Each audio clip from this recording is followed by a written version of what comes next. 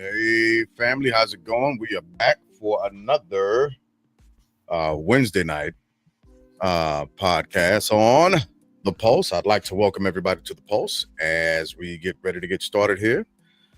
Letting people join in for the moment or for a quick second. So give them time to hop in. Just around the horn real fast. How has everyone's week been so far? It's hump day. Rich, how's your week been? Just fine. Good. How about you, Lynn? No complaints, but I will say the shutdown is starting to affect my business. Say that one more time.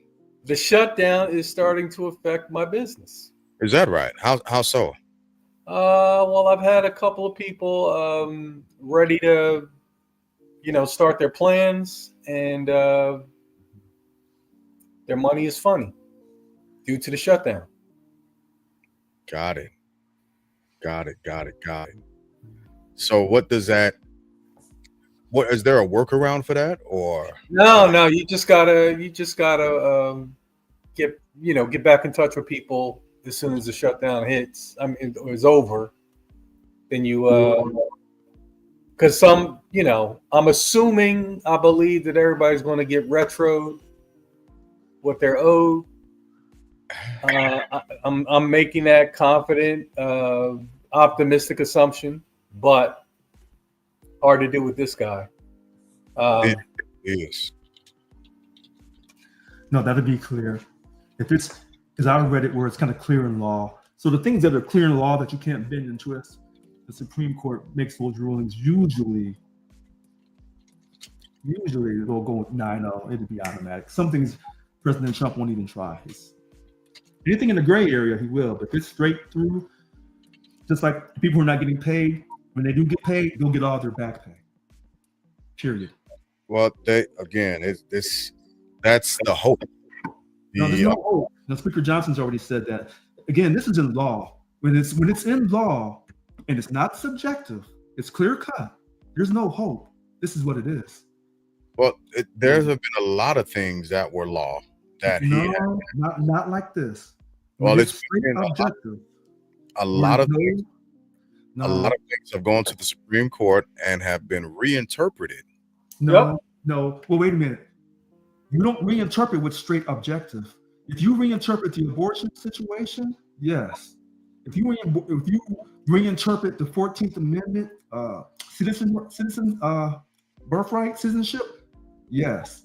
But when it's straight objective, 1 + 1 is 2. You cannot reinterpret that.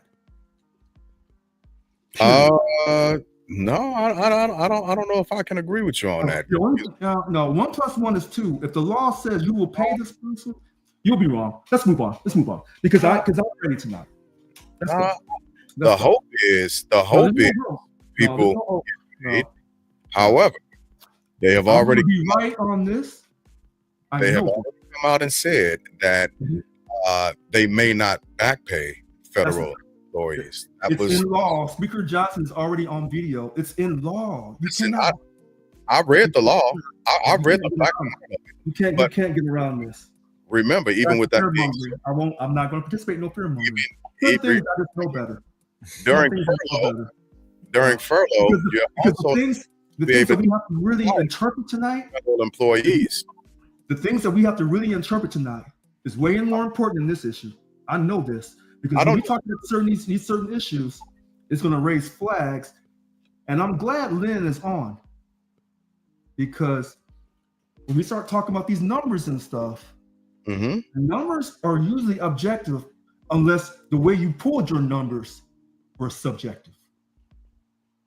Again, that is going to be interpreted. There is a law, and I read it. I read the black and white that literally states that during a furlough, federal employees cannot be fired. But we've seen you're not furloughed when you have a stopgap, right? Because of the CR. That's fine. You can have the argument. I'm not gonna engage in that. I'm not. What is it called? What is it called then? the federal employees are not getting paid. Mhm. Okay. Now, when they pass the budget, or the CR, whatever they pass, they're going to get their money. Period. That's the hope. Okay, that's fine. I'm not going to argue that. I'm not tonight. What I'm asking, however, is I'm not engaging in this. That's not during a CR and Nope. they send federal employees home. no. What is I'm not what is engaging- the time period? Because I called? know I'm confident. This is the law. You can interpret this any way that you want, but Mhm. this is the law and it's straightforward. They will get their money. Period. And I'll put $100 up right now so we can end this Uh-oh. and move on to something else. Uh-oh. Because What I'm is- not engaging in certain things, just like about people that come to this country legally or undocumented, and then we talk about how ICE is doing its job. I'm not engaging in that conversation anymore. Because as What long as the Democrats keep saying that these people are good people and this and that, as long as they keep saying that, if they lose these midterms, you'll know why. What is the time period between a CR when people are sent home? What's that called? I'm not sure. What is it? What is it? It's a furlough. Okay.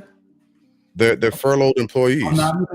I'm putting up $100 right now. That's why I'm just going to move on. They're It's not called- even worth. It's not even worth a conversation. It's not. And Let's what's move on. happened, what this administration has already toyed with. I know what Speaker Johnson said, but what Okay. Speaker Johnson, what was said at one point was maybe they won't be back paid. And he also said some people deserve it, some people don't.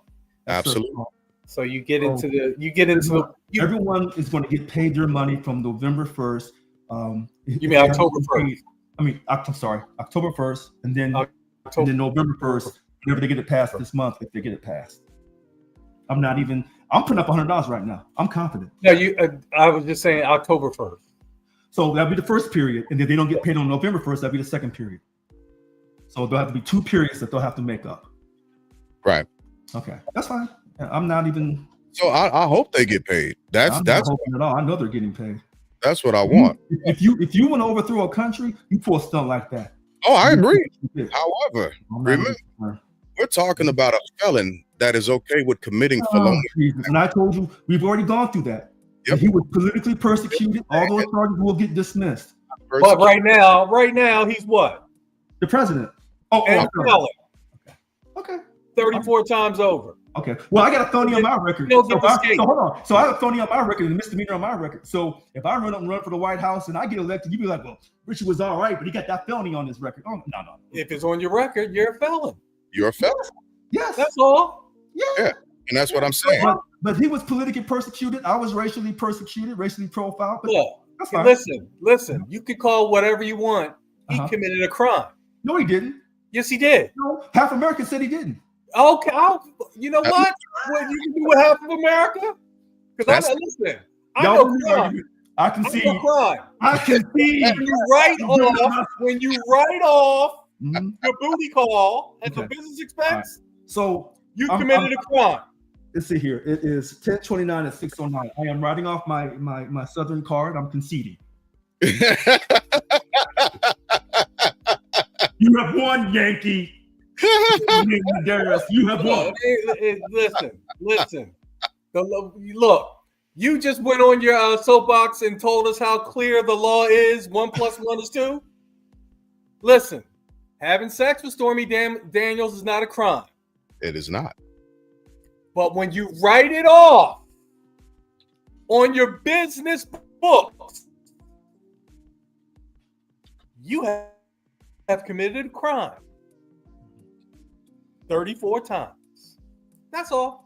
I disagree. I think he was politically persecuted, and I think the country made a choice. But And you just know, like you keep moving. Is what he did a crime? wait a minute. Is writing off your booty I don't believe he call a did crime? And your I don't business, believe he did that. I don't he believe did that. do it. No, But they had he didn't. evidence of. No, because he said he never did it. He did it and he submitted it. It's part of his business records. Okay. His CFO went where? So, Where did his CFO go? I'm willing to put up $100 that they'll get their back pay from October 1st, and they don't get paid on November 1st, which it doesn't look like they're going to. unless a miracle happens between now and November 1st, they'll get paid that back pay. Now, when I try to bet Mr. Glass and Mr. Deuce about his name being put on the ballot, they said, his name may not be put on the ballot. I said, oh, yes, it will be. And that Supreme Court will rule unanimously. Because if they don't, they'll lose the country. Period. I won that bet. They didn't take it, though. They were too scared. Right, so you got to go to the best that you won. But look, you could bet. Let me take you back to my hood, in the money. That what he did with those business records referring to the Stormy Daniels payoff was a crime. Okay. Now put those ducats where your mouth is on that one. Well, first of all, I don't hold on. First of all, I don't bet folks in the East Coast because I don't know if they mob related. See, I don't know what you can have some Italian friends up there in Brooklyn. I got some Goombas. See, this is what I'm talking about. So I got them. What I'm gonna do. What you gonna do? Is bet Mr. Glass $100 right here on this podcast that all the federal employees will get their back pay. Period. If I was a man, I'd take that bet. But just like I told you the first time, I'm not a betting man. No, that's fine. So I told you a few weeks ago, I said the Democrats are not going to cave. He said, oh, they're weak. They're going to cave. I said, you're probably right, but I'm going to bet you that they don't cave. And they haven't. And now, these next couple of days or these next couple of weeks, you'll say, Richard, they're going to cave. I'm going to put $100 up right now. With both of y'all. I'll take my chance with the mob, if there is a mob, because I don't think there is an Italian mob. So I'll put up $100 with both of y'all right now that the Democrats don't cave. Don't bet. The Republicans will come and negotiate.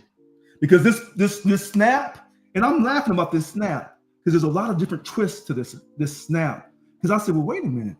I thought when black folks got it was called food stamps. And then all of a sudden in 2008, it became SNAP. I said, oh, a lot of white folks must have started getting food stamps, so they had to clean it up. Okay. No, they was always getting. Oh, yeah, they've always been the highest recipient of food stamps. No, that's not what I said.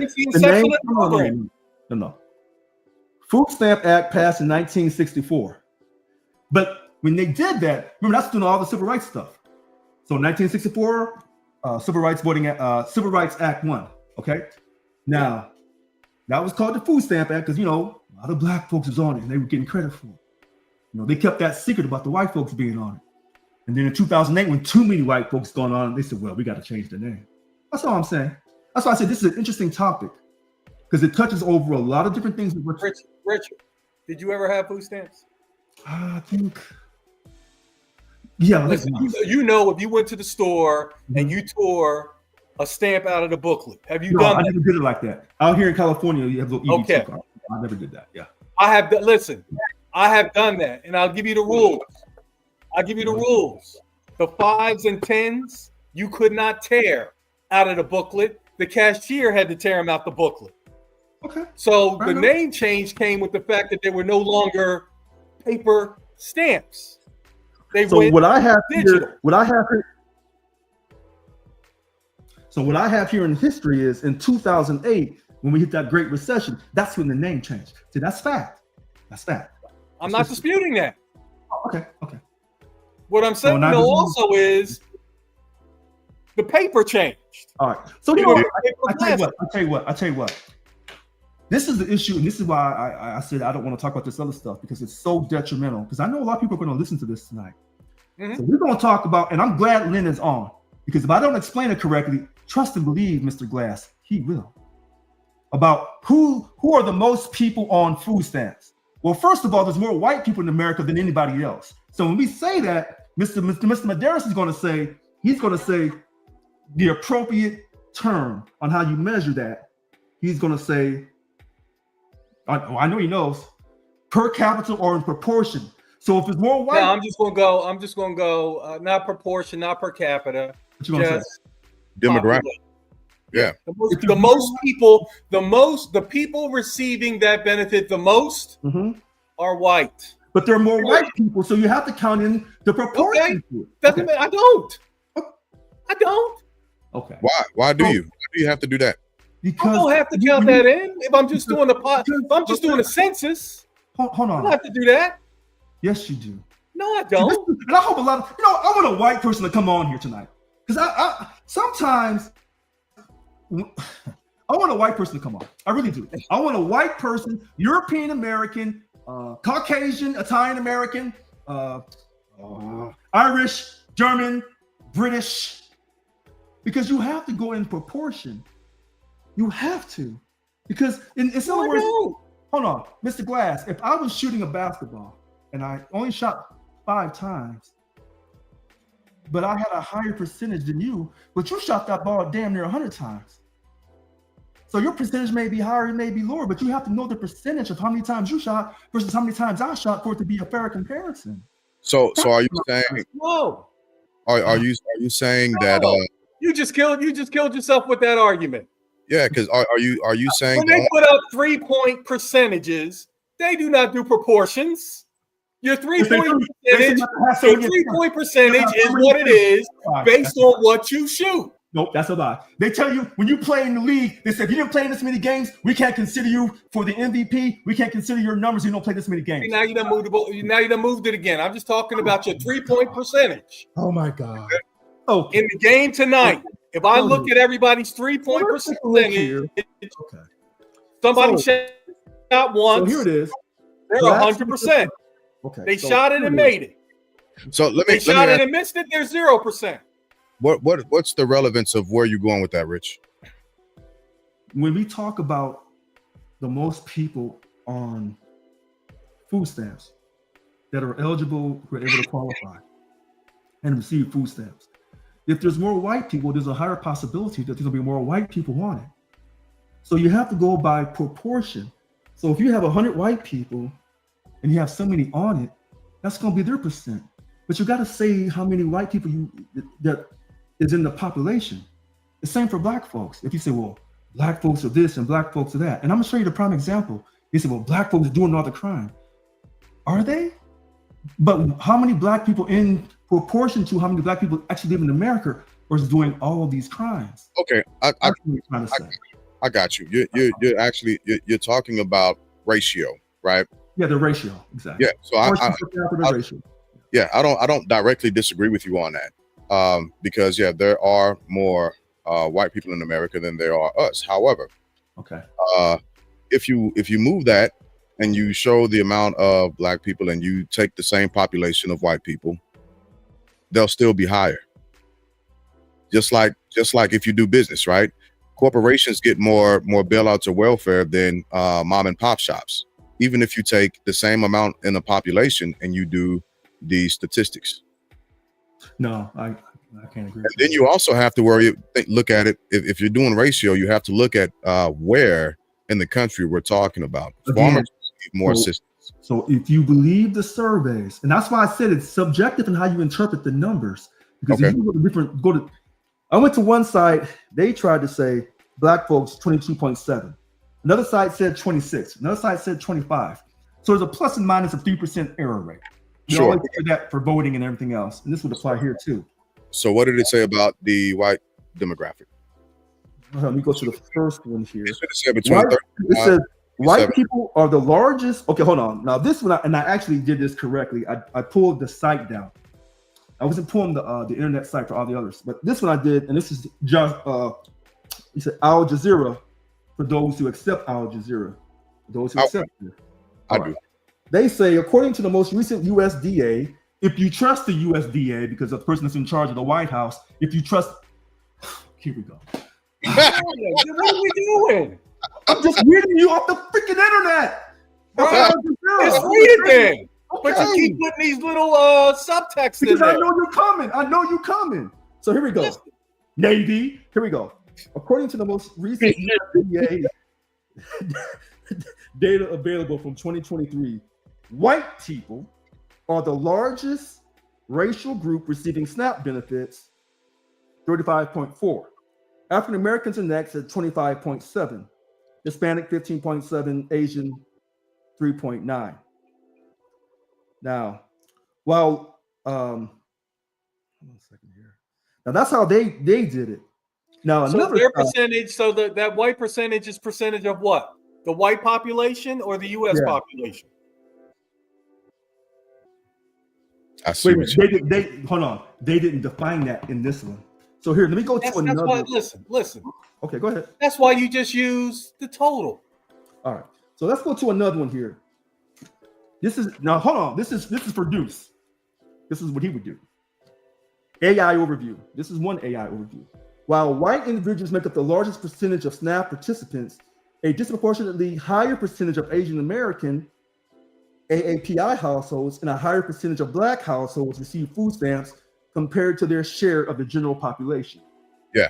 Therefore, while the largest number of individuals on food stamps are white, Black households and AAPI households experience higher rates of food stamp participation on a per capita basis. If you're going by this particular AI overview. If. I am. And I will, because I read that one also. And the reason why. USDA is saying it, let's just say that's what it is. We can't prove that it isn't. Well, you say you don't trust President Trump, and he's running these agencies, and they don't let out the information. Listen. He ain't running nothing. All right. Okay. All right. Well, then don't blame him for anything then. Because I didn't trust Biden either. I don't want that to be overlooked. Man, so y'all just gonna be Jack Welch and all the numbers. Who? No, I'm not. I'm not making these numbers up. I'm reading off from different. Because you remember how Jack Welch was? May he rest in peace. Yes, go ahead. I'm listening. When the number was good, It was right. Right. Yeah. That was the right number. When the number was bad, he didn't use it. Focus. So when I said earlier in this conversation tonight, I said, if you trust the sites over how they're obtaining their information and how they did their survey, if you trust it, I trust it. well, I don't know which side I trust more than another. I don't know. There you go. I trust it. Well, because you know why? You know why I'm going to trust it? Because I don't have the proof to not trust it. Yeah.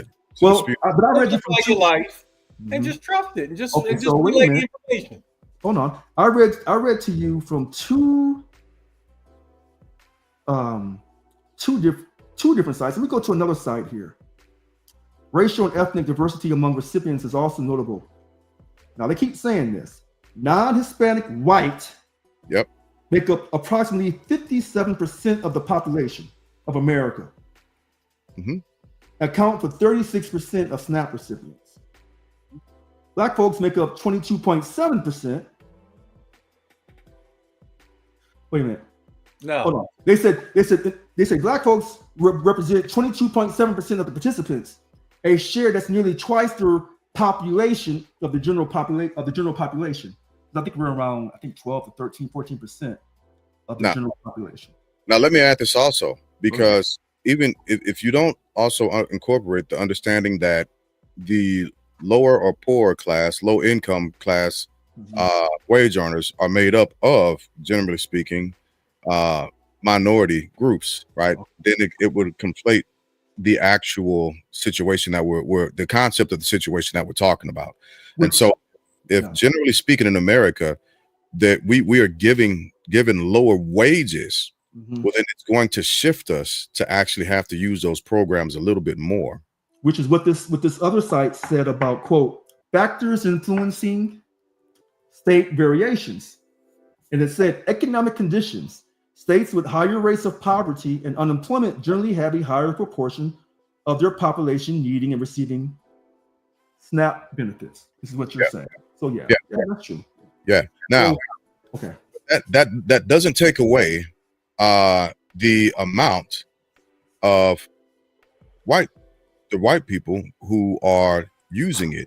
It just says that they're paid essentially at a higher rate to keep them away from the poverty level.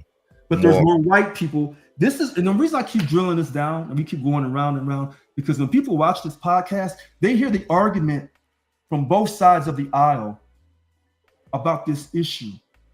Because Black people, we're portrayed as being lazy, shiftless, uninspired, anti-American, and all we want to do is sell drugs, sing a few rap songs, and collect food stamps.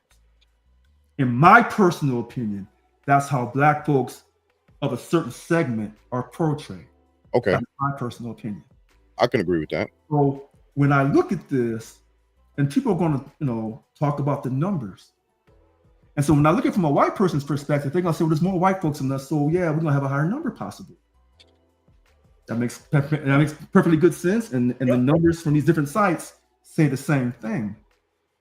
So, it's kind of like they say, well, blacks and Mexicans, or black and brown, we make up the general population, a huge population in the prison system all across America. And I would say, well, how many black folks per our population in America? Our black population. So if you have 100 black folks and 10 go to jail, you say, okay. But if you have 100 black folks and 40 or 50 are going to jail, well, hey, whoa, that's a little too much. But then they say, well, your number per capita, or your number in proportion to your population in America, is very high. You make up a very high statistic. And that's why they've always tried to say the criminal judicial system is prejudiced against minorities, particularly black and brown. Remember about the death row and how the death row has so many people on it, but yet half of those people are African American, but yet we only make up a certain percentage of America?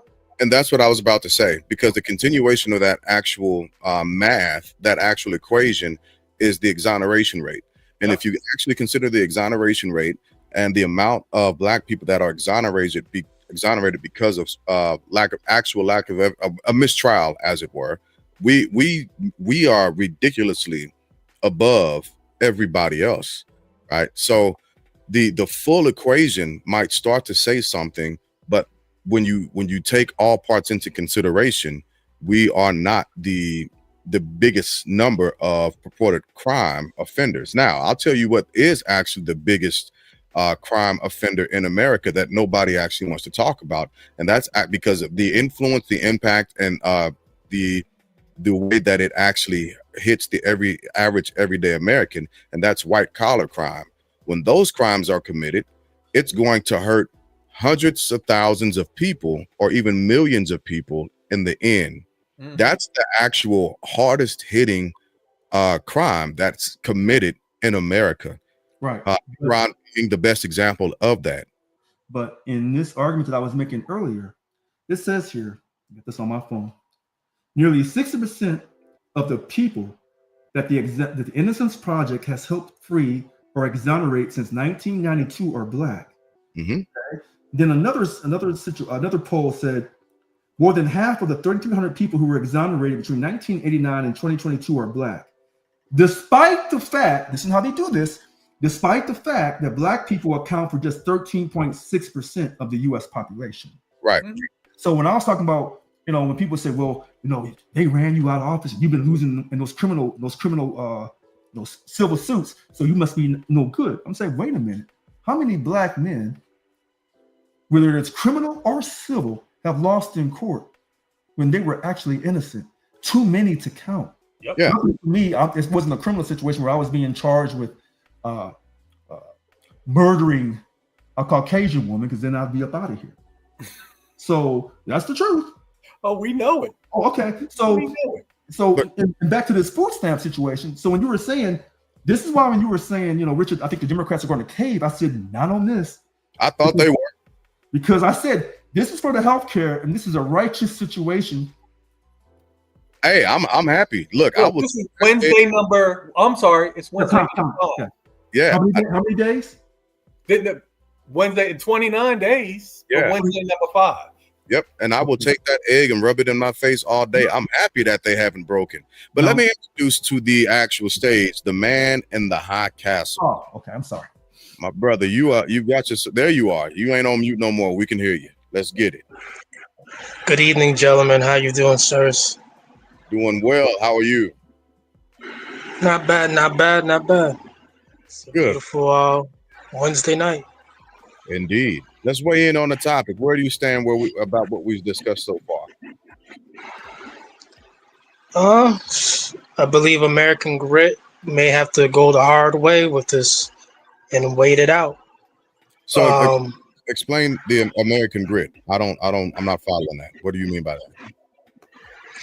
Well, that's a great question. I do think that Americans who are realizing what's going on, that the Democrats are stalling, they're desperate, and they're delaying.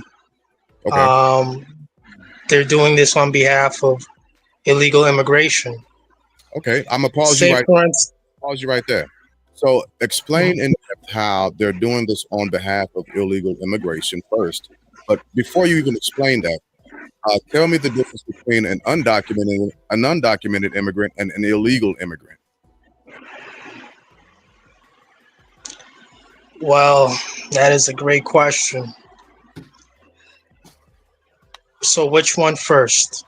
Undocumented. An undocumented immigrant would be someone who has entered this country illegally, or perhaps their status is invalid with their certification. I don't agree with you on that. But now explain illegal immigration. I thought I just did. Oh, that was ill. Undocumented. I thought you were defining what you meant by undocumented first. My apologies. So I'll reverse that. So if you can define or explain to us what an undocumented immigrant is before you go into the illegal immigrant. This is someone who's just came over. They came over here either as a stowaway, but they're here. Okay. And so how long does it take for someone to be considered illegal? I promise you this is not an I got you moment. This is just for information. This is informational purposes. So I can make sure we're on the I same. believe 90 days. Okay. So in order for someone who's come over, regardless of how they came over, as long as a judge hasn't ruled that they can't come back over initially, they can be in the United States for up to 365 days before they have to file any documentation to certify whether or not they are legal or illegal. If a judge rules that they can't actually have asylum in America and they don't leave America at that point, they can be considered illegal. If they get deported and come back over, right, after a judge has ruled that they're not supposed to be here, that's another movement of them being illegal again. That's the difference between the two. You were close, so I congratulate you on that. Well, but thank you for the technicalities. I appreciate it. No worries. So, but let's jump into when you say that the Democrats are stalling for the illegal immigrants. Let's run into that, and then if you can tie that into the topic of SNAP benefit. All right. Well, I would imagine that I'm not going to imagine. Okay. Illegals with the Democrats, or that's something that's occurring under the Harris Biden administration. It's the Biden-Harris administration. Right. There was 20 million illegal immigrants that came through here. And essentially what this is all about right now is that the Democrats would love to have 50 million more. Are you sure about that number? 50 million more for what?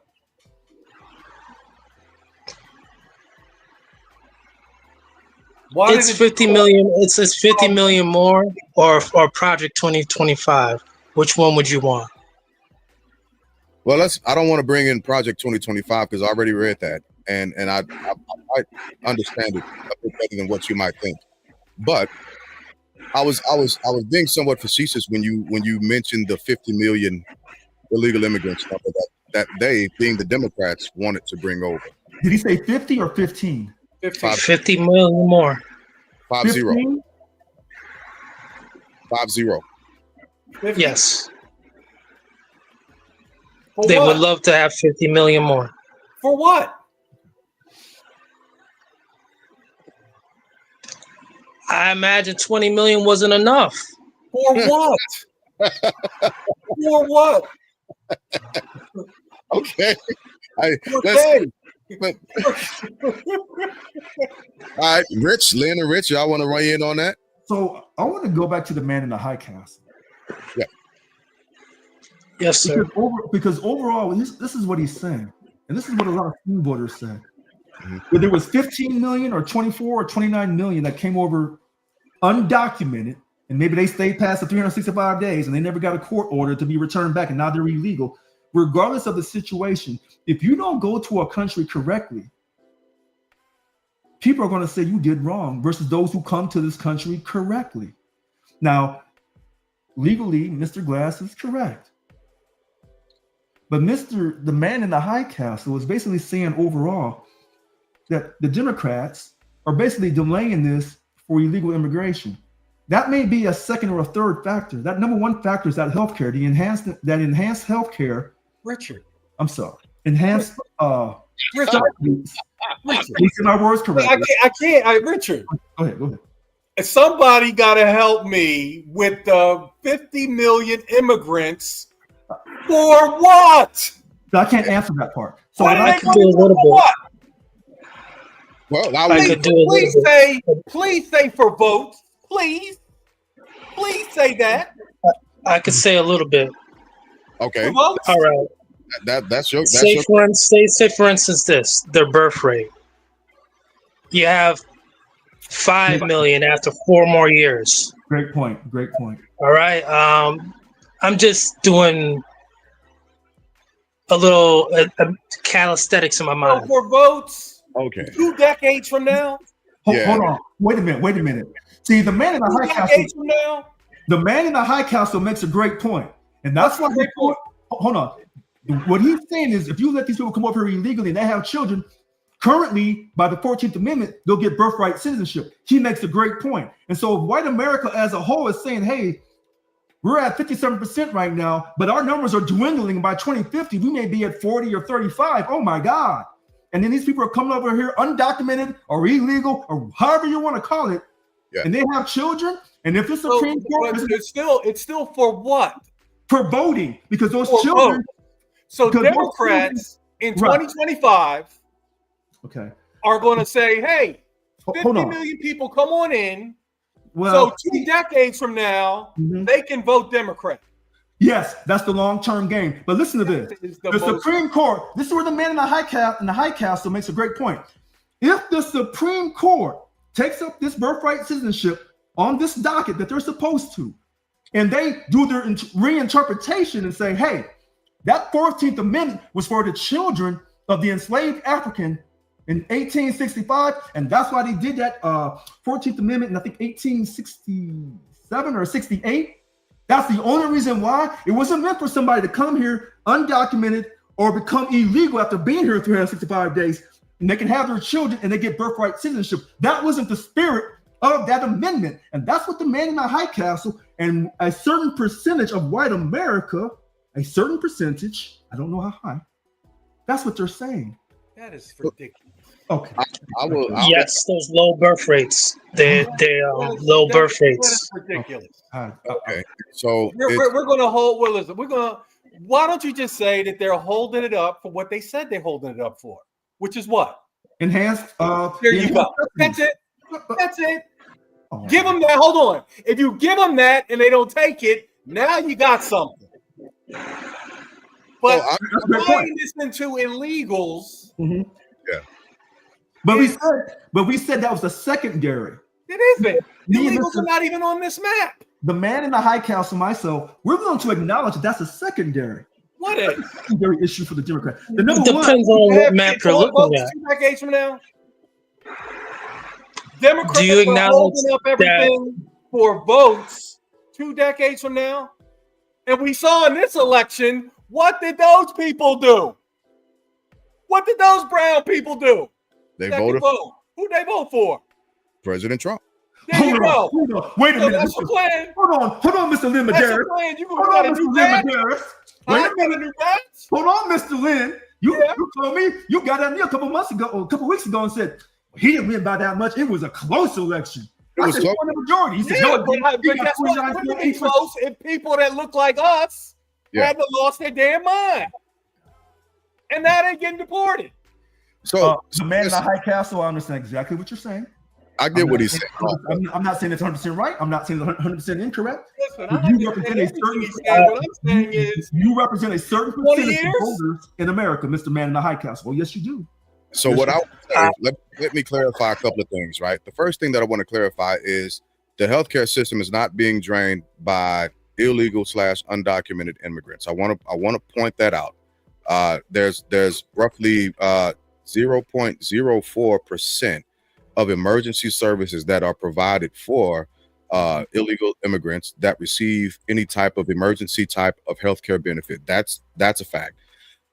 But I want to move this and shift this back into how this correlates to SNAP benefits being held up and why this is the Democrats' fault that the SNAP benefits are being held up. That's where I'm at with it. So why are SNAP benefits being held up by the Democrats? The man in the high castle told you that he believes in his heart that the primary reason why it's being held up is because they're fighting for illegal immigration. Now, this is why he's not entirely incorrect. Because anytime a Democrat has gone on talking about illegal immigration, they always say they never acknowledge that the people came here undocumented. They never acknowledge that. They never acknowledge that they're illegal. They say they're good people. In other words, the Democrats use that same argument. If you say, what's a man and a woman? They can't tell you. And I sat here and I told your ass in this election, I said, until the Democrats can define a man and a woman. there you go. Okay. There you go, Richard. Man in the high castle? Am I wrong? You Man keep playing in the exception. No, Playing in the exception. Why Mr. don't you play in the rule? Play in the rule. Let the man in the high castle talk. Listen, everybody in Congress, you know what most of them are? Lawyers. Mr. Brown, And they know the law. Fair enough. Yeah. Fair So they enough. can tell you that coming over here without permission is illegal. Period. They'll all tell you that. They're not going to say, they're going to not answer that question and just say, they're good people. No. If you ask them, if coming through Tijuana without No Democrat has ever said is that. illegal, No Democrat they in will tell you Congress. it is. Oh my gosh. They will No tell you Democrat. it is. Man in the high castle, can you respond to him, please? Thank you. For what? I will say this. Chuck Schumer, during COVID, he had mentioned, and it's YouTubeable, that the low birth rates of his demographic, these people were brought in to What's his demographic? white, What's his demographic? white, sir. What? Hold on, Mr. Medeiros. Chuck is what? I need to know. Don't What's answer his that demographic? question, Mr. High Castle. White, sir. White. Don't answer that question, Mr. He's what? High Castle. said Don't white. answer that question. Don't What answer is it. Yep, he said white. Don't answer that question, Mr. High Castle. Don't answer Chuck that. is Jewish. Don't answer that question, Mr. High Castle. Don't Chuck, answer that. I'm not asking him no more. I'm telling. Chuck is Jewish. He's Jewish. He's white, sir. His demographic is having a problem. Hold on a second. His demographic, white. Wait a minute. Hold on. No, his Hold on. demographic is not white. He's Jewish. Mr. Castle, Mr. High Castle, hold on 1 second. Let me respond for you on this. Yes. Some Jews recognize themselves as being white, just like some Hispanics recognize themselves for being white. Other Hispanics tell you they brown. So other Jews may tell you, no, I'm not white. So I don't know. So Chuck is telling you he's white or he's Jewish. Chuck says he's Jewish. Chuck will tell you he's Jewish. If will you ask- ask him, I want to see those birth tell you papers. Jewish people are good people. Hold on. Tell you that too.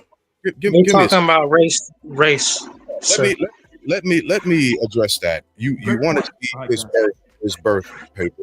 I think that's a disingenuous way to deflect an actual or conceding to something right or wrong. You're not going to see the man's birth certificate or documents, so on and so forth. He's not running for the seat of the president of the United States. That's one.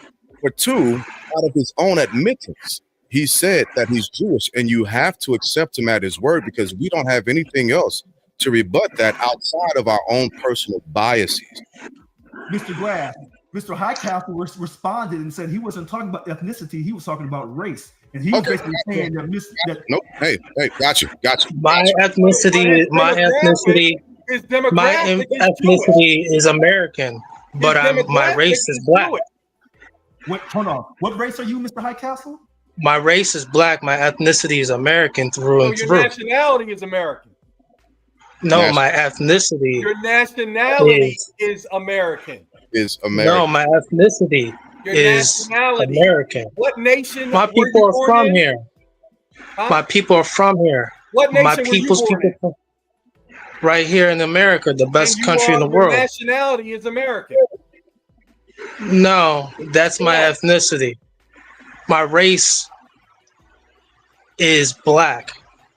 So I just looked up the definition of nationality, and a quick definition from AI says the status of belonging to a particular nation is nationality, an ethnic group forming a part of one or more political nations.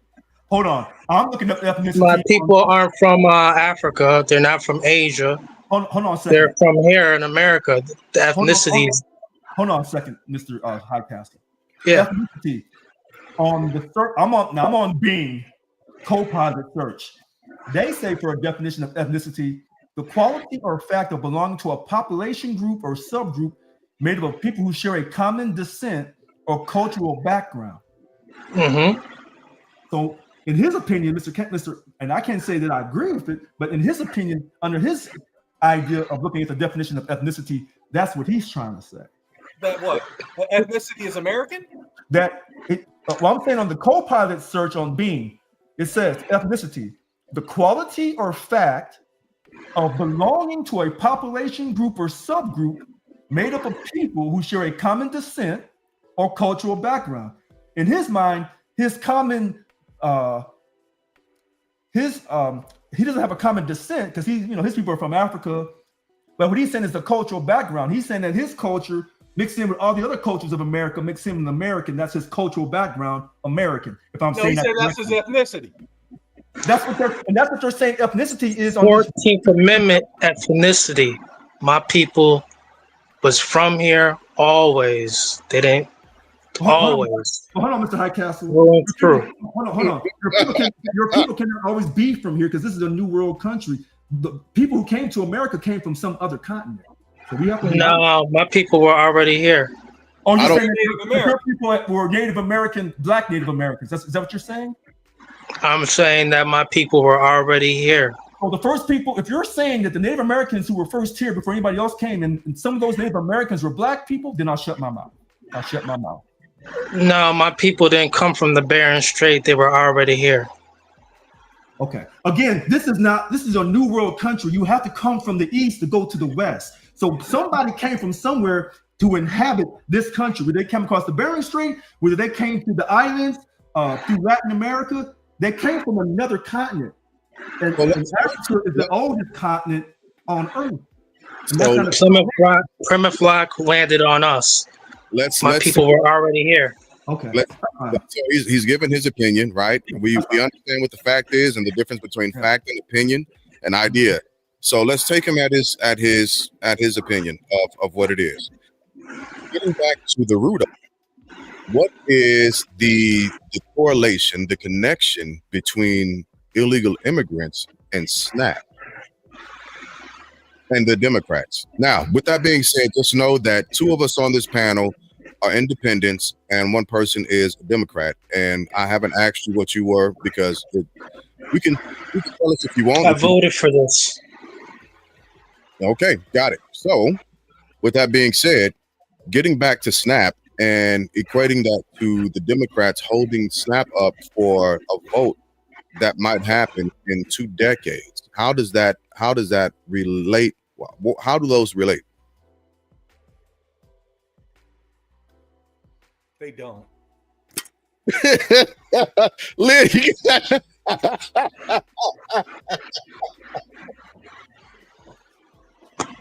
Well, if you see what's going on,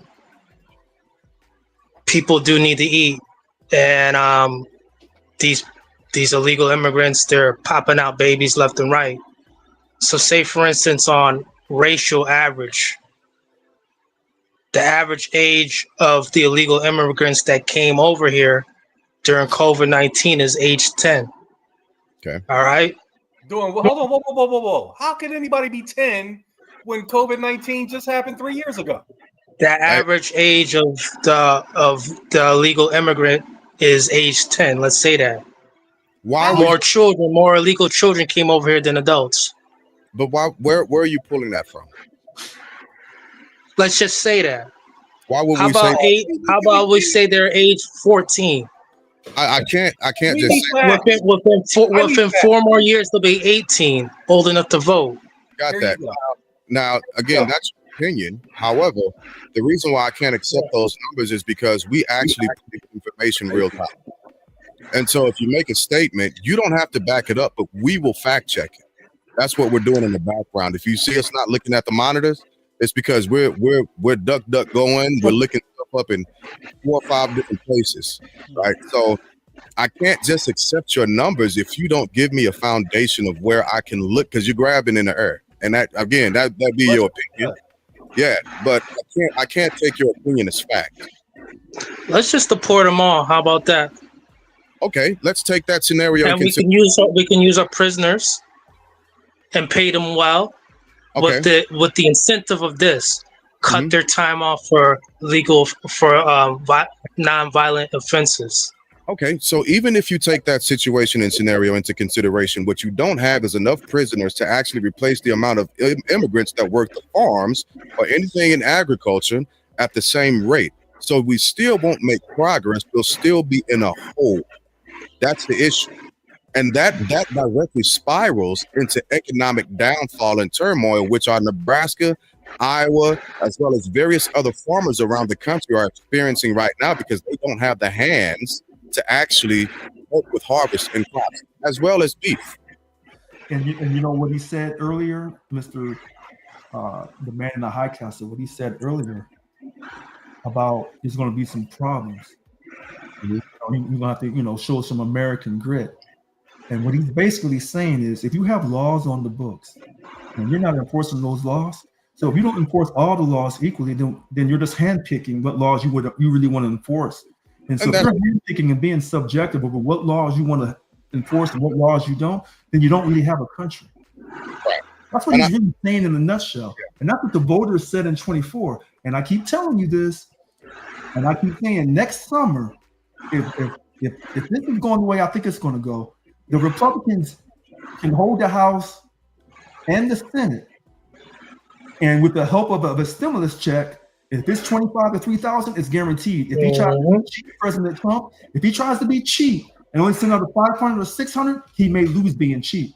But I'll come back to that in a second, because at the rate of speed that healthcare is going to increase, which is at least by 30%, depending on where you are in the country. Okay. $3,000 to $5,000 ain't gonna make a dent in the debt that you're going to be in by the time next summer arrives. But before we progress, Brother Lee Brooks, welcome on to the Family Bloodline Network, The Pulse. Where you at, my brother? Let's weigh in on it. Give me a second. Let me unmute you. Listening. Can you guys hear me? Yeah, we got you. To the gentleman who said 50,000 is a little bit overblown. I think it's more like 10,000. Pardon me, 10 million. Pardon me. Yeah. I would agree. It's for a voting block in the future. That was the idea. Hey, let them in. We let them in, quote unquote. We, the royal we, right? And then it'll be like they will support us in the future. Democratic Party. I'm an independent. As you know, I'm from Ohio. Yep. So, and I live in California. So, so where is that statement coming from? Where is that statement being generated from? I'm not saying it's true or false. I'd like to look it up and see where the Democrats have pushed out in the airways en masse to say we will allow 10 to 50 million illegal immigrants to come into the country now. I would say just looking at like a conservative number, I think 50 is very, very extreme. kind of hyperbolic, if anything. 10 is I'll look up the numbers, Sir Worshipful Glass, and then I'll find that link for you. I think 10 is accurate because I think a lot of people That's want not to. the question. That's not the question. Yeah, the but- question is, what Democrat said this? So let me answer that for you, Mr. Brooks. Let me answer that for you. See, the Democrats are not going to tell you to your face what they're up to. Now, the Republicans will tell you in 2025, if you care to read it, because this is what Mr. Glass has said religiously. This is what he said. See, the Republicans have that Southern charm currently right now. They'll tell you up front, we don't want you here, we want you out. At least some of the Republicans do. Some of them. Yeah, and so I got the general understanding that behind a closed door, there was math done to say that if we progressively allow this many people in, they're going to end up voting for us. I got that. The question that I'm asking is, in mass or in part, have the Democrats push that narrative? They're not going to tell you. Oh, good question. I will say this: you can't actually, they can't actually say that out loud. But if you look at it, it's an understanding of like, oh, why, right? Oh, okay. This is what the potential result could be. Okay. Like, if you really look at it, it's like, well, all right, what are they going to do? Hey, in that administration, they said, hey, we brought you a pathway, quote unquote, home to America. We, quote unquote, brought you a way to like increase your wealth and family's wealth. Henceforth, you, quote unquote, should vote for us in said future. And I think that's a fair, like, logical pathway to look at it. So the question. Can I say something? Go ahead, Lynn. Go ahead, Lynn. That's on you. It is hard for me to buy into something that has never been said and has never happened. Now, also walk me through this logically. Jay Glass, are the borders open or are they closed on today? They're open. According to who? Anybody? People are still coming. According to the orange dude, they're what? They're closed. They're closed, right? So hear me out.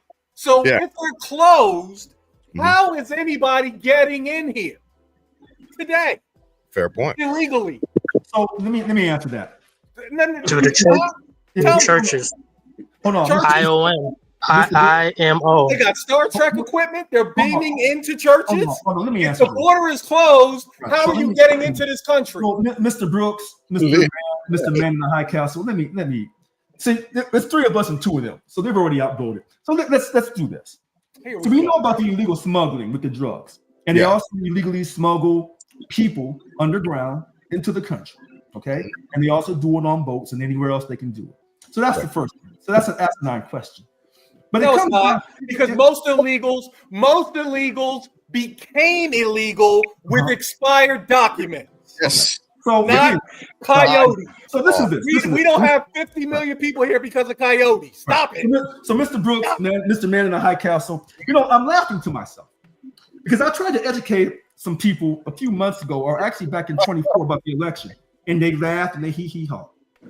So now they steady talking. And I said, well, I tell you what, if the Democrats are so true to what they're saying, then they should take back both houses, no problem, in 26.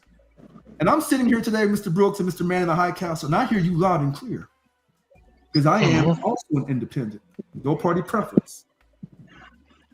And when I know there's a certain percentage of America who don't want to talk, who don't want to really tell you how they feel, but y'all have been brave enough to come on here and speak from your heart on what you're seeing and how you're feeling, then that tells me something. The Democrats don't have a shoe-in to win next year's midterms. Now, if they pull this stunt with this CR by holding on to the enhanced subsidies, if they can pull it and force the Republicans to come back to the table, they got a chance. But if they cave in any form or fashion, they will not win next year, period. Hey, Steph. So there's an understanding that the Dems and the Republicans are not coming back to the table to discuss American health care. regardless of where you fall on that thread. But let me and I'm gonna get back to Snipe in a second. Let me ask you all this. I think a bet on that. Can I put a bet on that? Bet on what? Let him go. Let him go. Your $100. It's a bet on that one. Let him go. Let him go. Hold on. should Man, bet on that. he's got my back. I'll put up 100. I'll put up 100 for him. Look, Hey. keep your money. Keep your money. Jesus come back Should bet on that. and have your back too. But at the end of the day, I tell baby Jesus just like I tell everybody else. I'm not a betting man.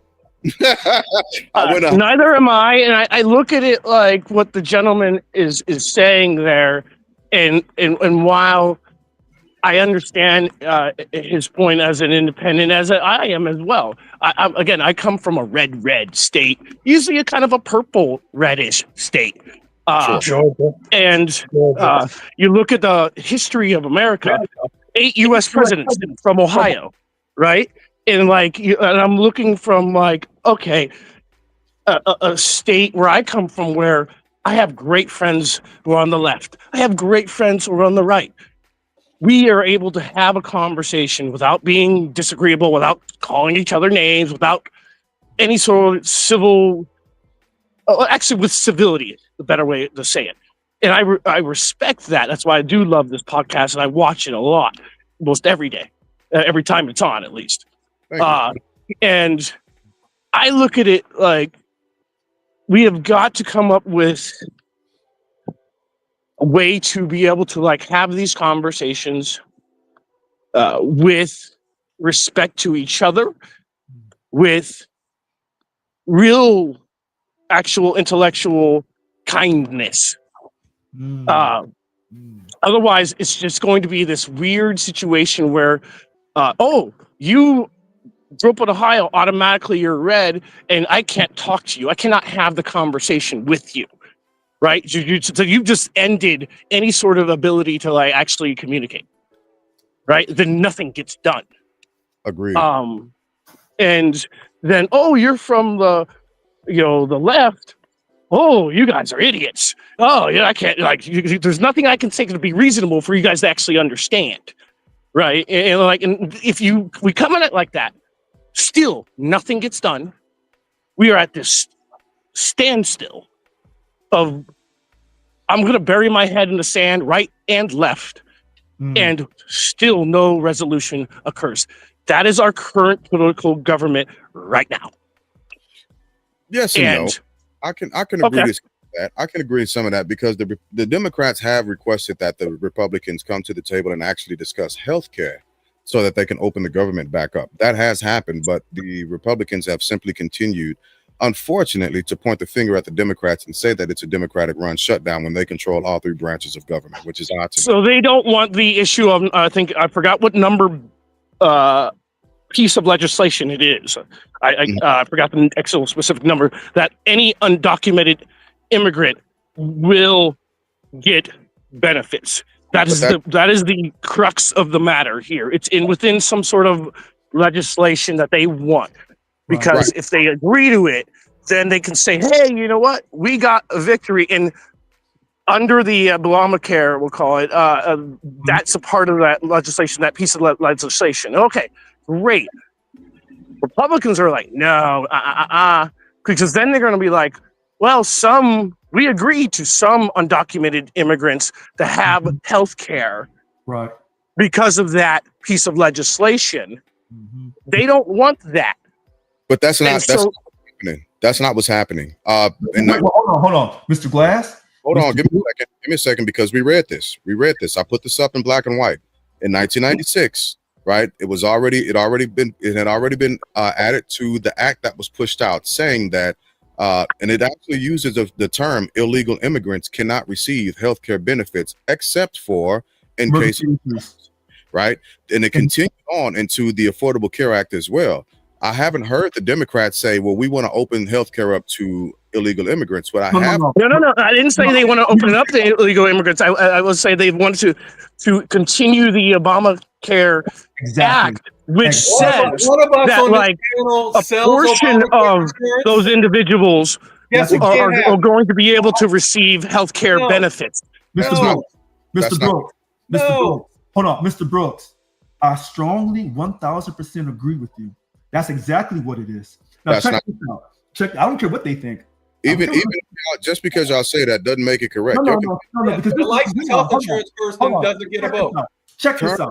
can Hold be on, wait a minute. Check this out. Check This it guy out. in the barbershop was going to take $100 out of my hands, and I had to walk away from him. He says, I guarantee you, when it's all said and done, the Republicans will come back. They don't want to. Because if they come back to the table, number one, the Democrats have already won. They forced them back to the table. And it's going to be about the enhanced subsidies to keep it going. And part of that thing of the enhanced subsidies to keep it going is a small percentage of that for emergency services will go to undocumented immigrants. But that's 0.4% of emergency It service. doesn't matter. I tried to tell you this in 24 about the transgender, about the border. Mr. Worshipful Glass, the phrasing is correct. A portion, even though it might be 0.4, like right now, But it's not the Republicans are at a stance where they want 0.0, Thank and you, the Mr. Democrats No, want. you're still wrong because It's that not portion of individualized. emergency You're not service wrong, Mr. Brooks. is You're not wrong. just for illegal immigrants, it's for everybody. I understand that. Uninsured person that goes to ER. Listen to Every this. Hold on. uninsured Mr. person that Brooks, goes to ER. We're not helping each other if we talk over each other. Hold on a second. See, Mr. Brooks, that's why I'm glad you and the man in the High Castle came on. I'm glad that God sent y'all to me. Because he just took the words that I've been saying all along about illegal immigrants and then he used it. The point is this. The Republican Party says, if you're not in this country legally, you're not getting a dime, period. End of conversation. All right. Worshipful Brooks, you That's agree not with true either, Richard. I would say the way this administration is right now, they want nobody, and I mean 0.00 of anybody who's undocumented in this country to have health care. No one. my fellow man in the High Castle, do you agree with that statement as well? He may have taken a pause. No, one more time. I was asking One if more you time. if you agree with the statement that the Republicans are saying they want 0.000% of illegal immigrants to be covered by health care. Do you agree with that statement as well?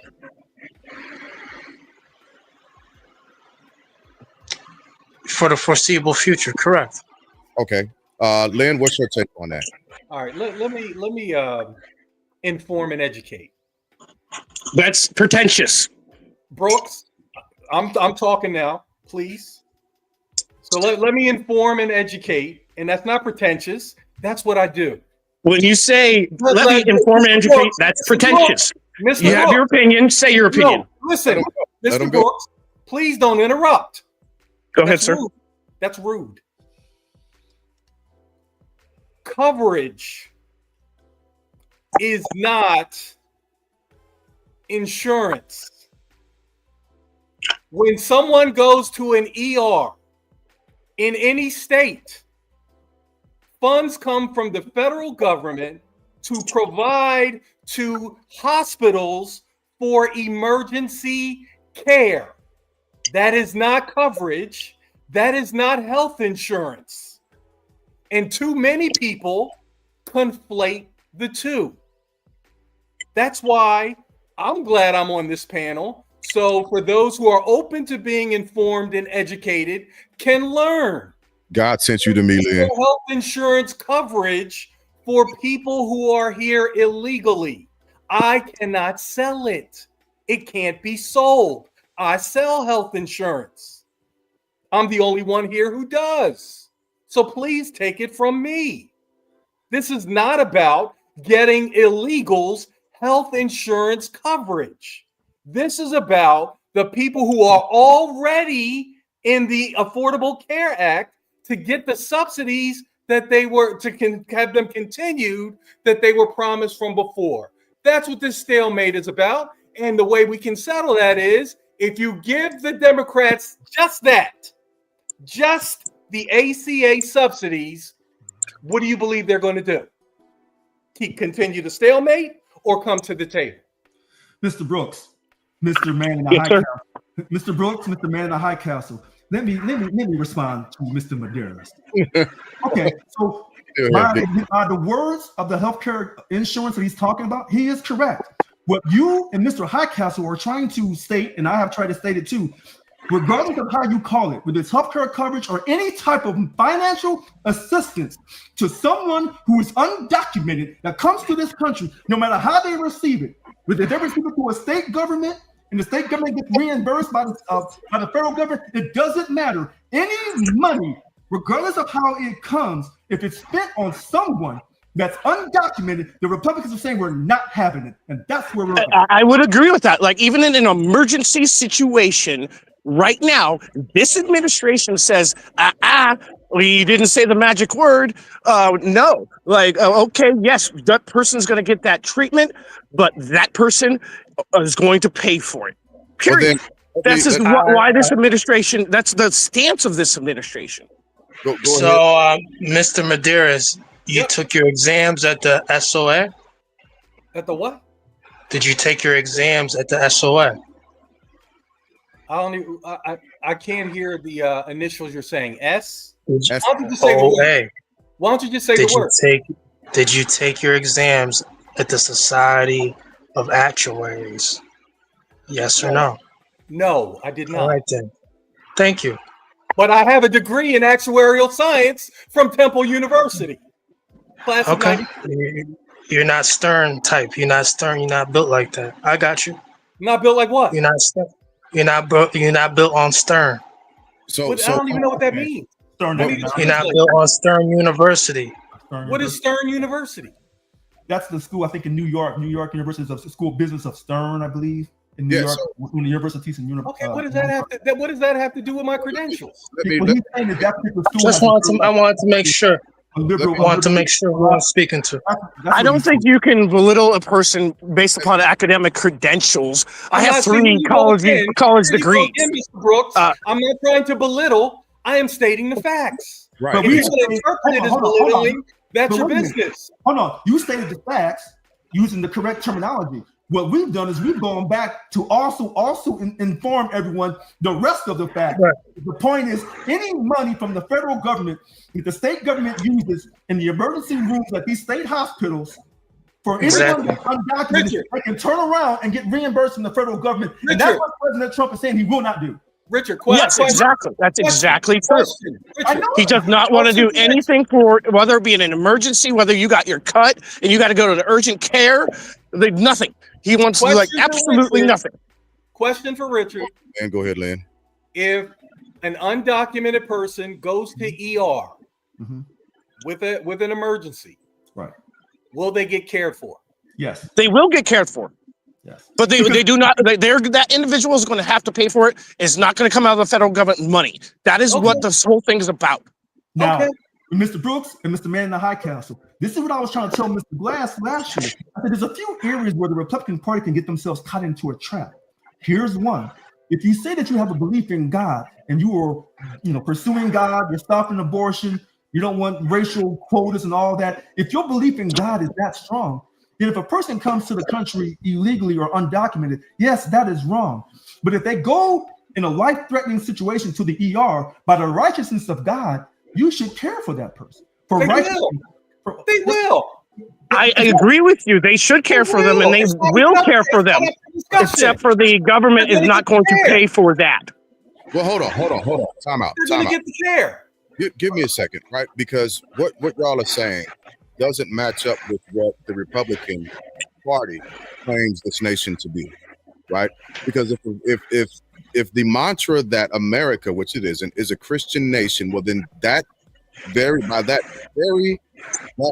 rule that they will be inhumane to a person because of finances or fiat currency.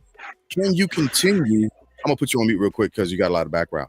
Can you continue to call yourself a Christian nation if you won't take care of the sick, if you won't treat those who are in need at that point? It becomes a portion or a push and a movement of the thing that the Republican Party tries to ride high on when they're out in public, which is under the label and under the banner of Christianity.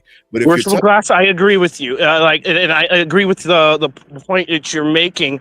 I know that in this administration that they say yes, we will treat them. We will absolutely treat them, those individuals. However, however it gets paid for, it's got to come out of that individual's pocket instead of the government or state's pocket. That is the crux of the matter right now. if the individual does not have the means to pay for it, then what? They still get treated.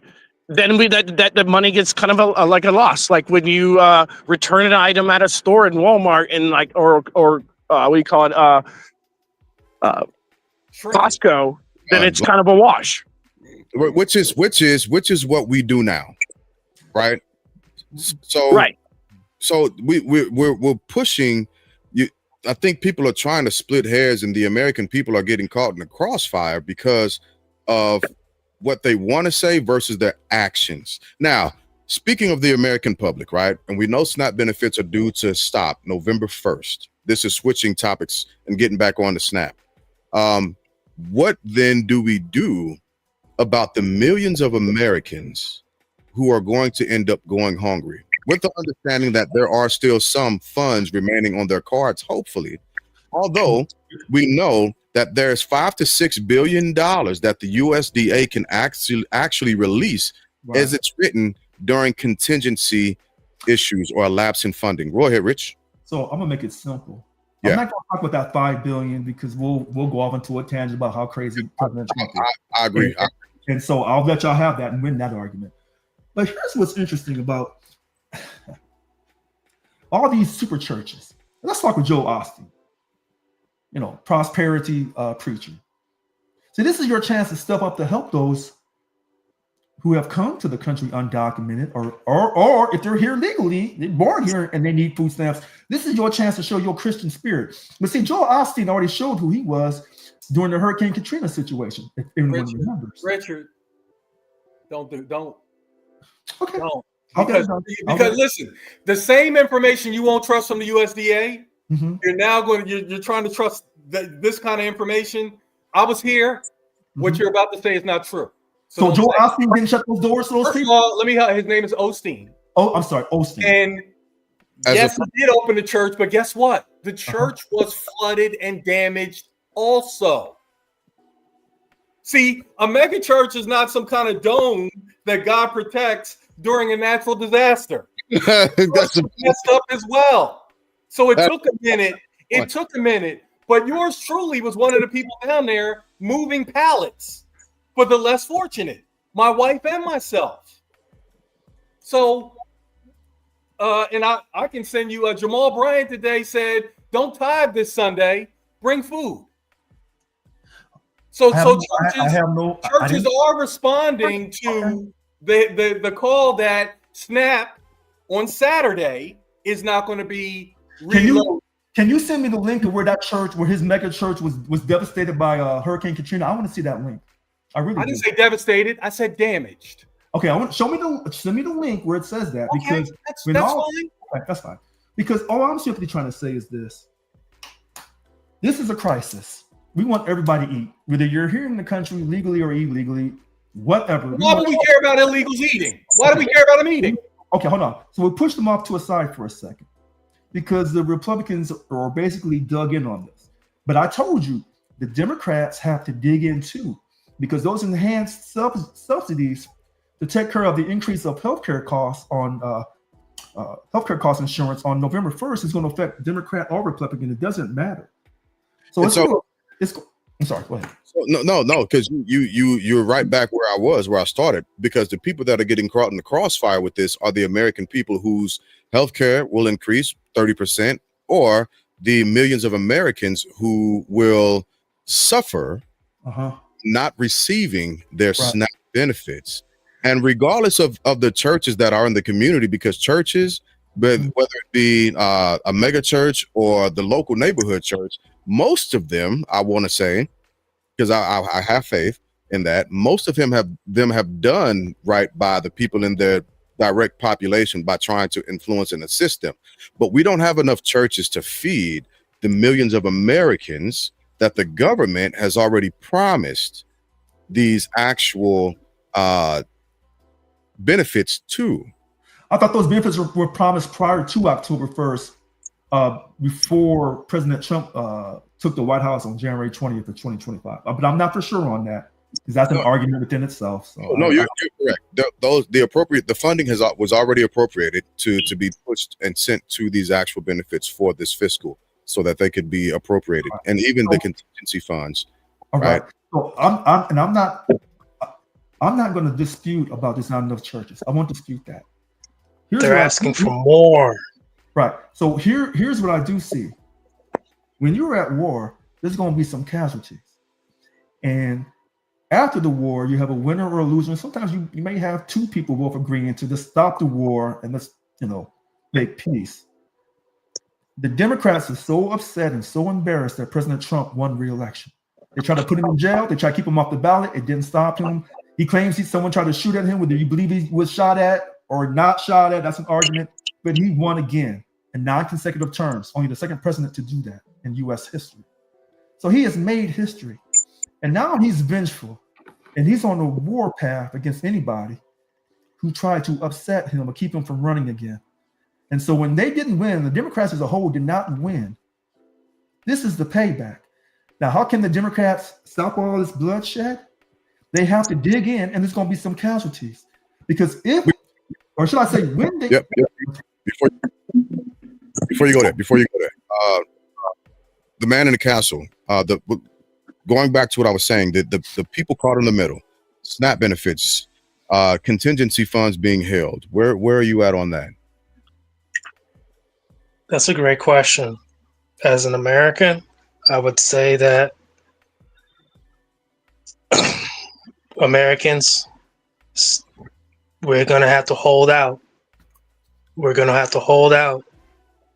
Everybody who's in a red state, you guys are going to have to try to not cannibalize each other. It could be over 90 days. It could be under 90 days, but y'all got to chill out there, especially up here in blue states. We can handle it. Mr. Man in the high tower, can I interject, sir? I was going to get to you as well. So go ahead. Okay. Go ahead. So, continue, man. I wasn't done. But hold on, I'm going to speed up. Go ahead. Yeah.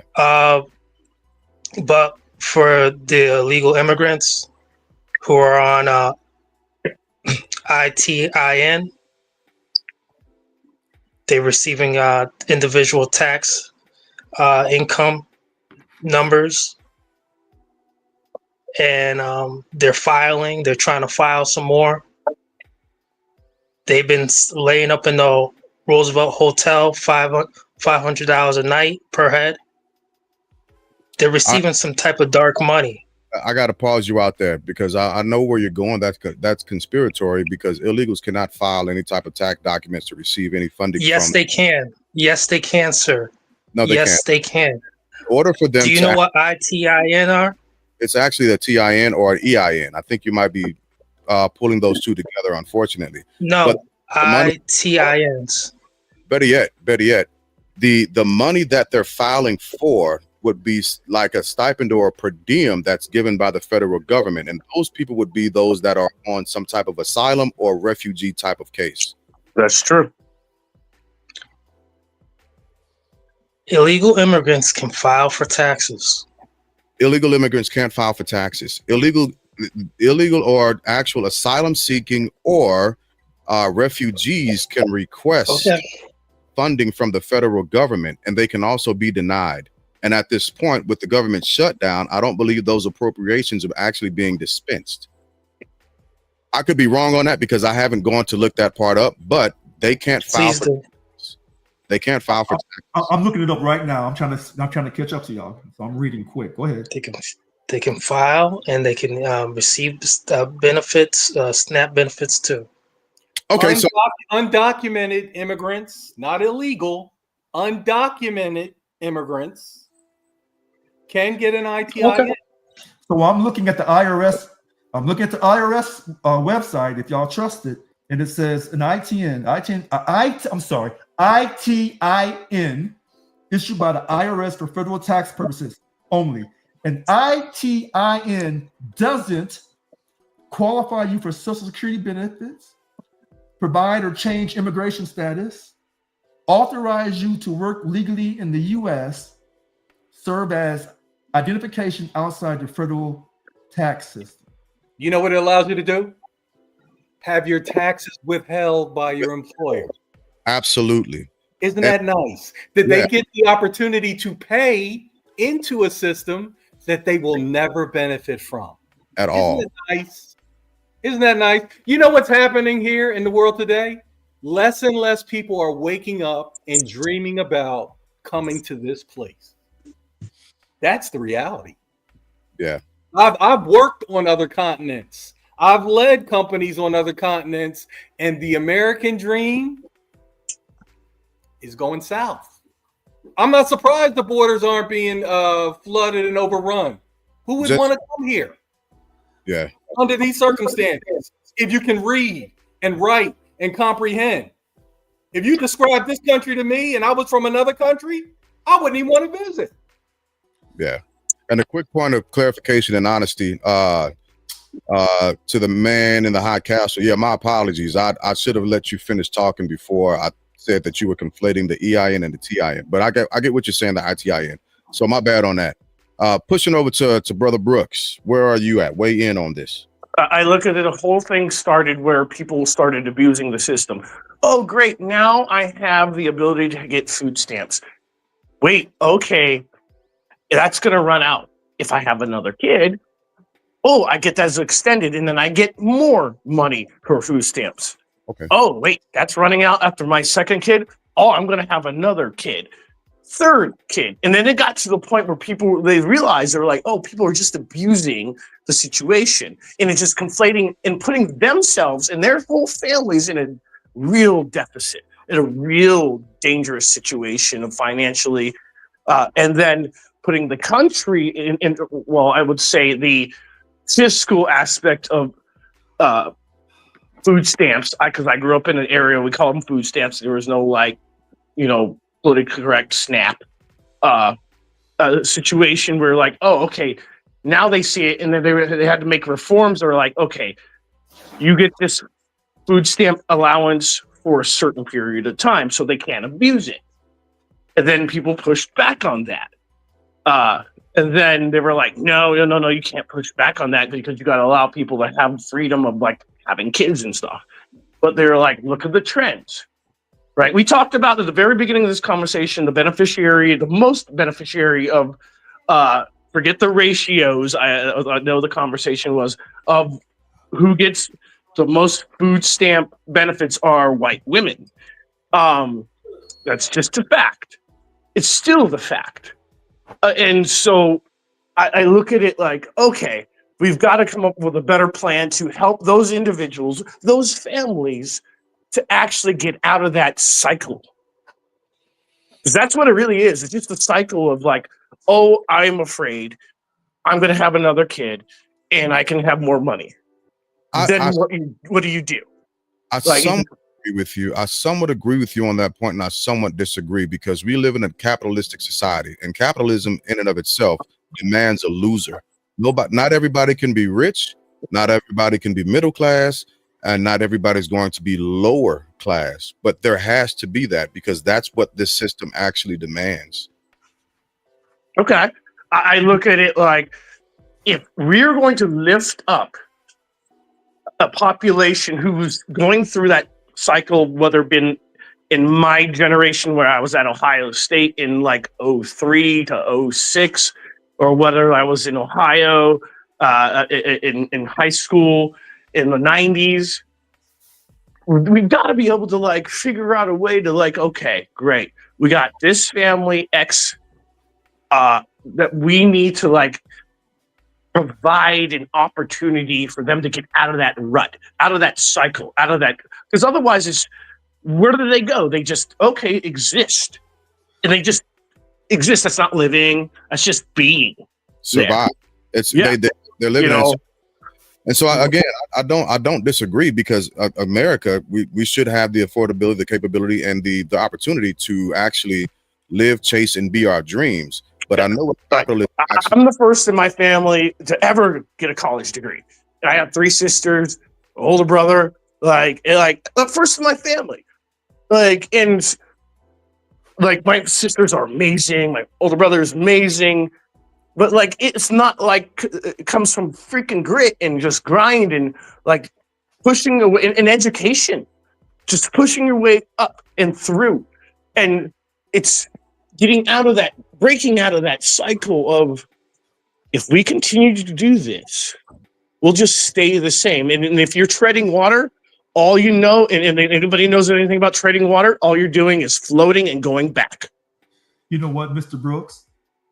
You say it with such an eloquence, because when we as African Americans talk about it, we talk about living day to day in the ghetto, short-term mindset, and we're just doing the same thing, repeat cycle. And you see Section 8 in the 80s, you saw it in the 90s, you saw it in the early 2000s, you still see it now. So this particular president, he's trying to eliminate all of that, period. That's what he was elected to do. So when you talk about how do you break that rut? How do you help all people, regardless of their race? How do you help all people come out of that? And you heard Mr. Glass just say, well, capitalism is built on the 3 structures, the high, the medium, and the low. If Mr. Glass is correct in that, if he's correct, well, then AOC and Bernie Sanders senators and all these other far left socialist Democrats, then they're justified. Allegedly, we've been taught that capitalism is what all of the quote illegal immigrants and legal immigrants come to the country because they see economic opportunity to be successful. So the question is, are we going back to the past to make America great again, stopping these food stamps, doing all this other stuff, getting rid of DEI programs? Or are we going to continue that crusade of, hope and change? And yes, we can. America's in a situation of a lifetime right now, and we're seeing it live with this government shutdown. yeah. I could say something. I would say that,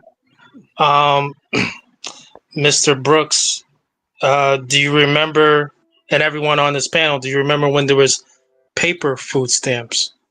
Yeah. I do. Yes. Lynn was talking about that earlier before you hopped on. So Do you remember the rule about paper food stamps? Who had to tear the stamps out? I'm gonna let you get to that, sir. Well, now it's since 2000, early 2000. That's when they switched over to digital debit card. The card, right? It was in the 2000s. Now I believe this is gonna be the next phase. It's gonna no more digital. It's gonna be more virtual. I see where you're going with that. I believe that the paper has been phased out, just like how we're using stylus, or they're trying to, instead of the pen. I believe the card is being phased out, just like how the regular driver's license was phased out almost in May this year. Yeah. It became a real ID. I believe that's what's going to happen. Okay. It's going to be all in one, All right. sooner or later. And I can't disagree with that. Yeah. But there's going to be some requirements, and those requirements are going to be short. It's not going to be forever SNAP benefits. If I can add to that on what he's saying, Man in the High Castle, this is where this argument from the Republican side about securing the borders, and this is where I agree with them. Once you have an open border, then you have an open world. And once you have an open world, you need one government, one world government to govern the whole world, because you no longer have borders. Oh man. So that's, I'll back up. No, I know where you're going with that. Just like Man in a High Castle, I get what you're driving at also. And I can't directly dispute or refute what y'all are saying. But we can all we can do is hope for the best. So with that being said, gentlemen, that brings us to Around the Horn, where we give our closing observances or opinions or factoids or whatever you want to give. And since we got two new guests with us tonight, we will start with not me. We're not gonna start with me. We got to give it up to the guests. We'll Can I raise my hand real quick? yeah. Can I take my 2 minutes and give 1 minute extra to Mr. Brooks and my other minute to Man in the High Castle, and then I'll be quiet. Absolutely. Let's so you were giving your time up? Taking half my time to Mr. Brooks, another half to the Man in the High Castle. Got it. With that being said, Brother Brooks, it is on you.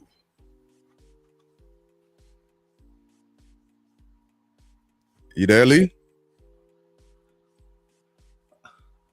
He may have stepped away for a second, which is fine. No worries. The Man in the High Castle, it's on you. Yes, sir. Yeah. What was the question? Oh, it's around the horn, where we give our closing statements, opinions on, and doesn't necessarily have to be on the topics we spoke about tonight. It could be about anything, but you get your individual time to where we're all muted up, and it's you give 2 minutes of information or opinion. Thank you, gentlemen. Thank you, Mr. Linares. Thank you, Mr. Brown. And thank you, Mr. Movement. I appreciate my first time on the show. Fellow Americans, citizens of Earth, I would like you all to stay composed. I believe within the next 72 hours, food stamps will be back on the books for fellow Americans. There's going to come to a negotiation, and the Democrats will fold. Simple as that. However, don't get too complacent. Don't get too complacent. They're watching you. They're watching me. This is a grace period for Americans to get their stuff together, get their affairs together. Women, you gotta get to cooking. No more door dashing. Easy up on that.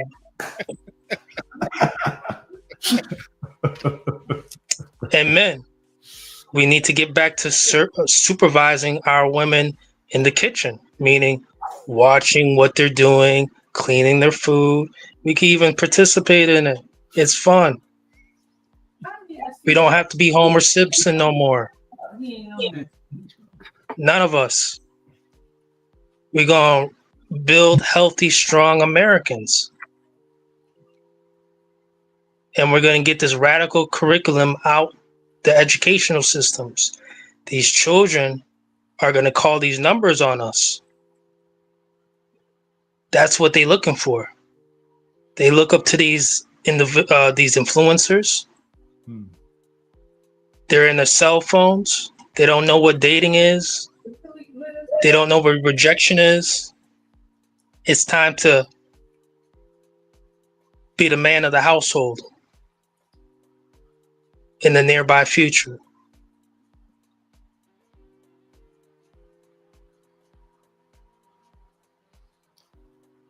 All right, I appreciate that, and those are his opinions, and he has the right to use it and say it and state it however he wants, regardless of whether or not we agree with it. Brother Lee, are you back? Are you back yet, Lee? Muted. Oh yeah, he is. Oh, you'll have to unmute yourself, Lee. I can't do it. All right, he might be in conference with someone or somebody. So with that being said, Rich. Oh no, I give my time to the Man in the High Castle and to Mr. Brooks. We got a little extra time. We got a little extra time. Little extra. You know what? We've been doing some pretty good shows, in my humble opinion. Is tonight our very best one? I would say tonight is our most crucial one because of the enhanced subsidies and the food stamps that's going to affect so many people in the country. And it's do or die time. And I think this time the Democrats are on the right side. I think this time the Republicans are dug in. And it's going to be interesting to see, because both have to claim victory for their party. That's automatic. But if the Republicans say they're not coming back to the table, they got to hold that ground, because you've already pointed out to me, Mr. Glass and Mr. Medeiros, that he's already bent and twisted on them tariffs. He says one thing one minute and something else the next. Y'all both beat me up on that, and you've been correct.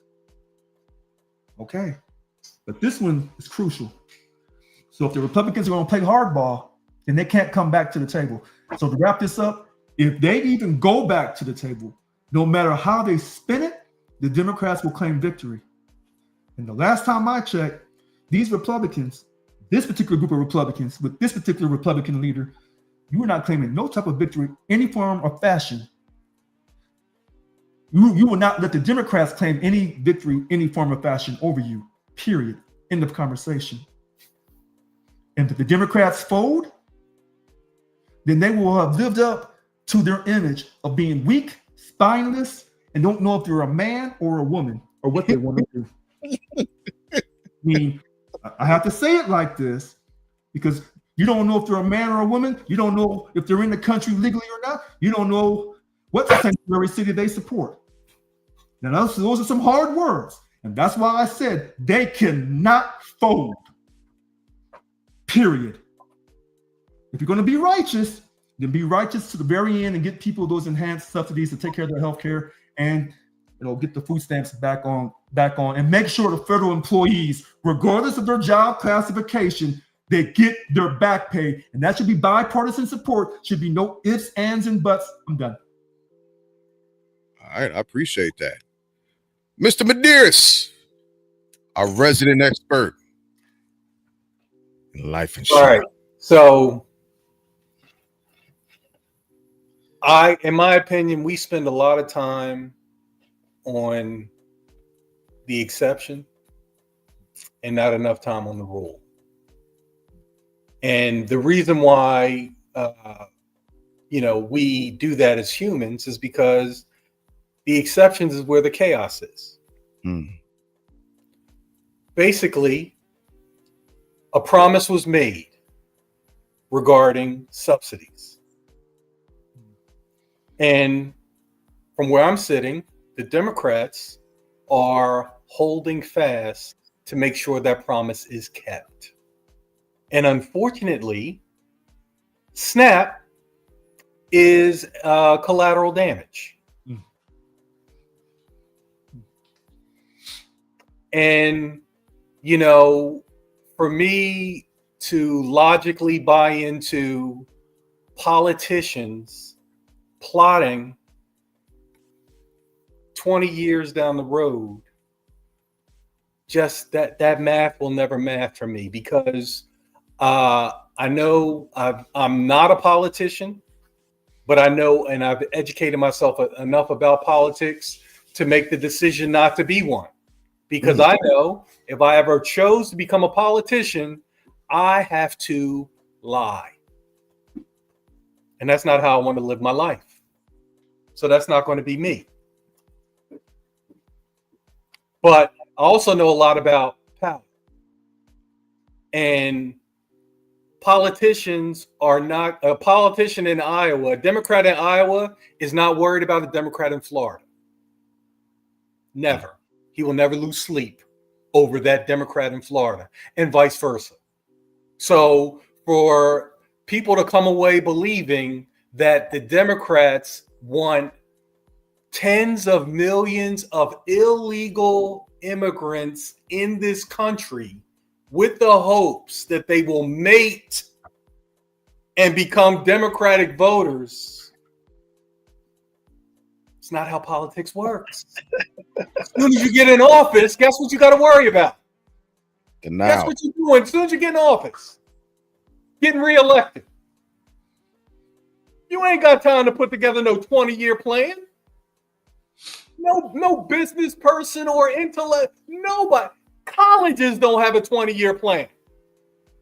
But I'm supposed to believe that Democrats say, let's open the borders, bring in all of these illegals in the hopes that they will have lots of babies and those babies will vote for us when I may not even have an office anymore. That's not how power works. That's not how politicians move. And putting real money on that kind of strategy is not the way to go. And I'm done. All right. I definitely appreciate that around the horn. Lee, if you back, unmute your mic and let me know. We'll get you in. Doesn't look like he's back. So, all right. I will go around the horn for myself. There are certain things that I agree with and certain things that I disagree with. But that's neither here nor there. The place where my heart is stuck right now, regardless of the folks who may have been gaming the system and getting over, right? Because again, relevant to what Lynn is saying, that's the exception, right? That's not the general rule of people not being able to eat, of people not receiving these benefits that were promised to them by the federal government, and that's being used as a very malicious pawn in a game of I want my way, right? And those are the Americans that we as fellow Americans should be thinking about, and for whatever your faith is at this point, should be looking and trying to help figure out how can I assist my fellow countrymen in this time of need. That's what I hope we actually end up doing. Politicians are going to be politicians. That's the unfortunate truth about it. And they're playing in some aspects for keeps of power. That's what they're playing for. They're not playing for keeps of your well-being. That's the difference. My thought as a human who understands humanity, who interacts with deity, my thought, and again, my hope and my heart goes out to the people who will be affected by this most, regardless of if you're in the trailer park or the hood. You're still an American. Whether you like my skin color or not, you're still an American, and you still have every right to the benefits that the government promised you and is revoking. And I can't apologize for the entirety of the United States government, nor will I try to. But what I will say is, in the movement of being a human, if there's anything that I can do to assist you, send an email, hit the line. In the words of Elder Baldwin, paraphrasing, right? James Baldwin, in this great American experiment. We're all here together. We're all living here together. And we're going to either figure out how to live together or we're going to all perish. That's the end result. So, with that being said, I'll try one more time. Brother Brooks, are you back? Negative contact. With that being said, as always, yeah, hey, I appreciate everybody on the panel. And I think it's always worth a shot of giving you all your flowers. You all have a great way of making your points, regardless of where you are on the side of the aisle. And for the most part, for the 99% part of us talking, actually it's 100%. Although we get into our passions, we don't demonize each other about our passions. We don't have to agree on every topic about where we are. But we're bold enough to have the conversations and to show up to have the conversations. And that part is what's important. So I appreciate you all for participating in tonight's panel. With that being said, go ahead, Rich. And make sure we acknowledge at Emerald Turner 907. Yeah. Money can be found to demolish the East Wing. Why is there no money for everyone else? No one in America should be going hungry. That part Thank you, Ms. Turner. I appreciate that. And that's a fact. That's a fact. Put a little more humanism in America. That's what we need instead of politics. Right? Practice what your deity talks about in love, in faith, and in kindness. Right? So with that being said, as always, thank you, panel. I appreciate y'all. It was a great podcast tonight. I'm looking forward to future interactions, and everybody who watched, thank you for coming out. Thank you for having me. Sorry I was on my call with my boss. I appreciate the podcast and the gentlemen that are here. Wershi, thank you, sir.